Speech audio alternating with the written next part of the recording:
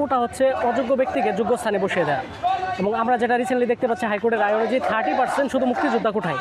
তো একটা দেশে 30% যদি মুক্তিযুদ্ধ কোটায় হয় তাহলে এখানে মেধাবীদের স্থানটা কোথায়? এবং এটা এখানে দেখা যাচ্ছে যারা কোটায় আসে, তো চাকরি হচ্ছে এমন একটা জায়গা যেখানে হচ্ছে সে মানুষকে সার্ভ করবে।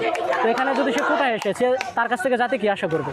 এখানে মেধাবীরা, যেখানে আমরা বিশ্ববিদ্যালয়ে ভর্তি পরীক্ষার ক্ষেত্রে আমরা যেটা দেখি, মেধাবীরা হচ্ছে 100 থেকে 80-85 মার্ক পেয়ে এখানে চান্স হচ্ছে না, অন্য একটা ছেলে 40-45 পেয়ে চান্স পেয়ে যাচ্ছে।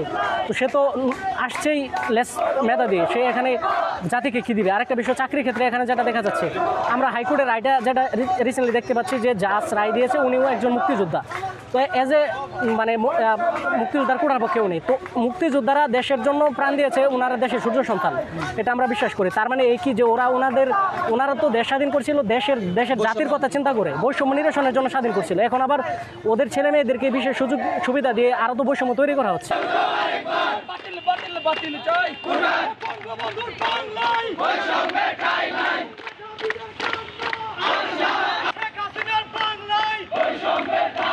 বিশেষ করে মেধাবীরা তাদের সযোগ্য জায়গায় যাক।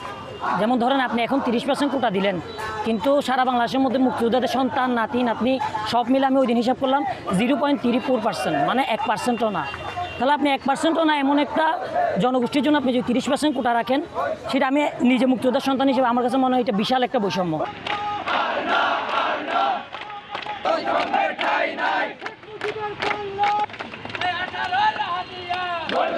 কোঠা পদ্ধতি চালু করে সংবিধানের 29 নং অনুচ্ছেদটাই অমান্য করতেছি। এটা স্বাধীনতার 50 বছর পরে এটা কোনোভাবেই গ্রহণযোগ্য একটা যুক্তি হতে পারে না। আপনার মেধা থাকলে আসুন না, কোঠা দিয়ে এই ধরনের একটা সুবিধা নেওয়া আমি কোনোভাবে পক্ষে না। এর মানে এই না যে আমি মুক্তিযুদ্ধের সপক্ষের শক্তির বিপক্ষে, কিন্তু এই যে কোঠা 56% কোঠা চালু হওয়ার মাধ্যমে এই যে রাষ্ট্রের মেধাবীরা যে পরিমাণ ক্ষতিগ্রস্ত হবে, পরবর্তীতে আমাদের কিন্তু ব্যাগ অ্যান্ড ব্যাগেজ বাইরে যেতে হবে।